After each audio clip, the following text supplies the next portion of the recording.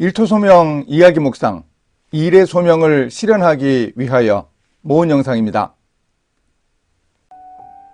하버드대학교 심리학과 교수 탈 벤 샤하르가 그의 책 해피어에서 심리학자 에이미 브제스니예프스키와 동료들의 연구를 소개합니다. 사람들은 자신의 일을 세 가지 중에 하나로 생각한다고 합니다.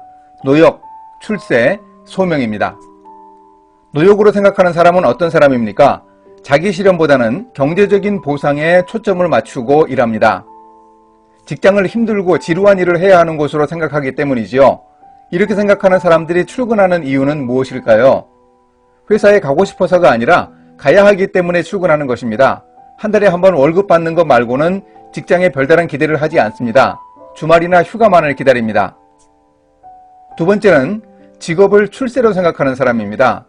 이 사람은 주로 돈과 성공, 힘, 지위와 같은 외부 요인에 따라 움직입니다.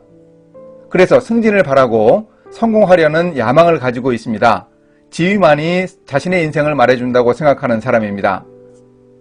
그 야망을 나쁘다고 몰아붙일 수 없지만 우리가 하는 일이 그런 성공과 성취에만 목적이 있는 것은 아니죠.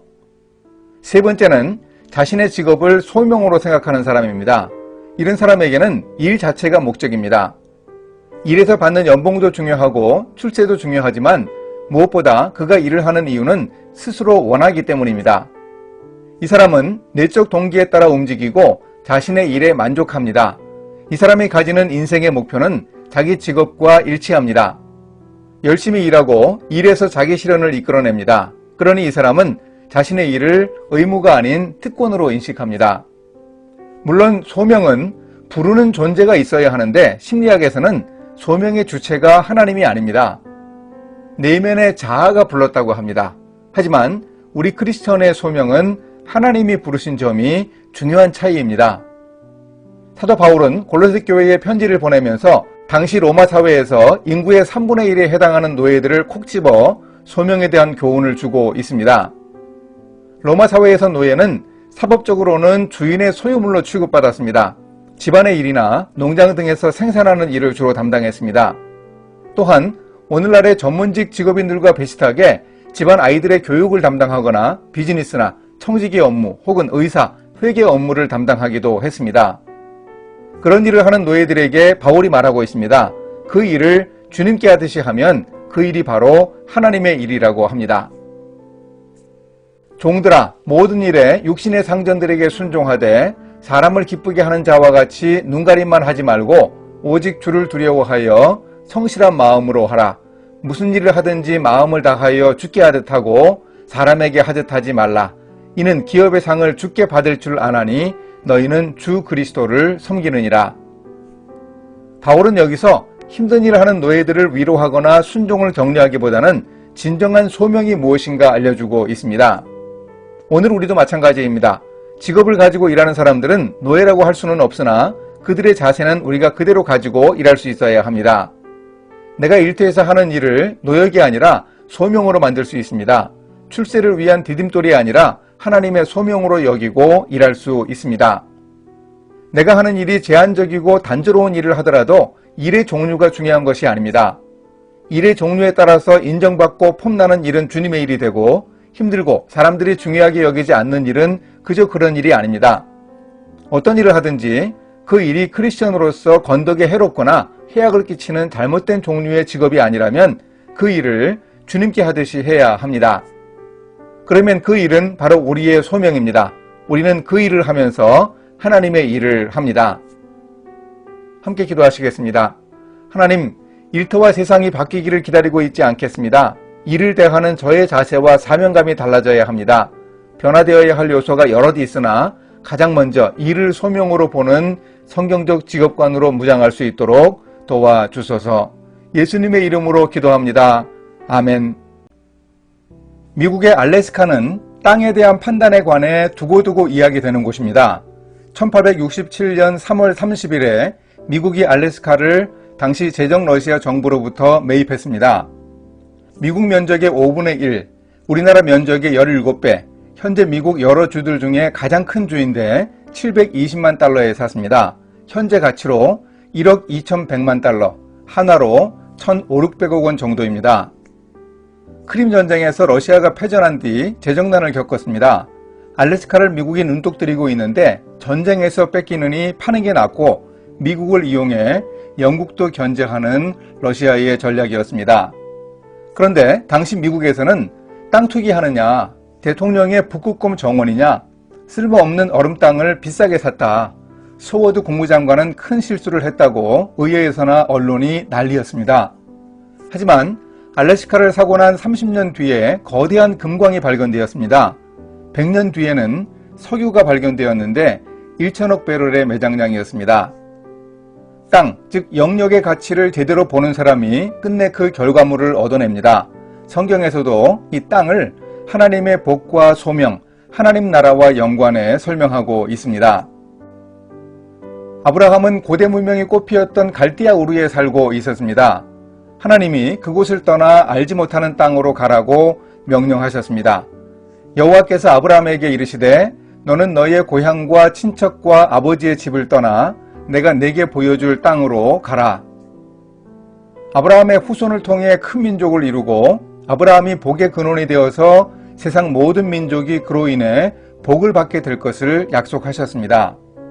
물론 당시에는 땅이나 후손이 아브라함에게 주어지지 않았고 앞으로도 그것을 얻을 가능성이 그리 크지 않아 보였습니다. 하지만 아브라함은 하나님의 약속을 믿고 떠났습니다. 아브라함이 받은 약속은 오늘 우리 크리스천 직업인들의 소명과 다르지 않습니다. 우리는 하나님의 복을 받아 세상의 복이 되는 축복의 통로가 되어야 합니다. 어떻게 우리가 일터에 하나님 나라가 임하게 하고 세상의 복이 되는 귀한 소명을 실현할까요? 천지 창조의 6째 날에 하나님의 형상을 따라 인간을 창조하신 하나님은 인생의 목적과 사명이 무엇인지 분명히 밝혀주셨습니다.